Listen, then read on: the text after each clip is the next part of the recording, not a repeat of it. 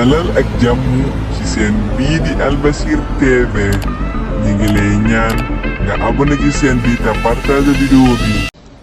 li tax ñu woote ndaje gi mooy li lëmbe réew mi ñu tuddee ko dialogue national mooy penco ma teel ko gaaral ñëpp nun demuñu ci penco boobu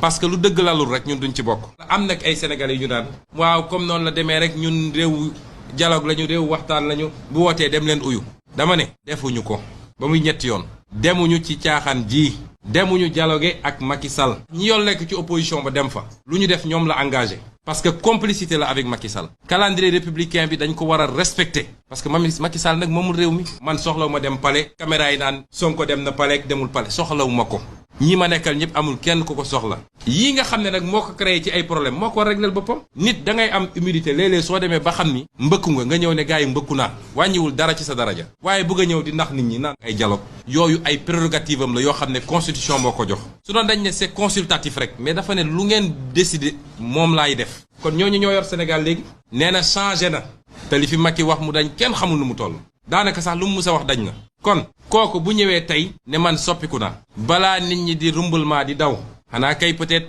bëgg ne dem naa palais dugg naa salle des banquets nuyu naa Macky Sall ndax am na ñoo xam ne loolu rëy la si ñoom waaye lu fa nit ñi di defi am réew tappale du ko tabax am réew naxaate ak naxante du ko tabax jàpp ay opposant ci ay waxu caaxaan tëj leen ay nitam jël ay milliards yi milliards mu toog ci ñii sax mu defal leen promotion na ma leen ay ministre ñuy wër di kokkali askan wi yooyu la bëgg a jaarale si dialogue bi ba ñu suul ko loolu nag lañ ne ñun duñ ci mus a bokk kon na delloo si xelam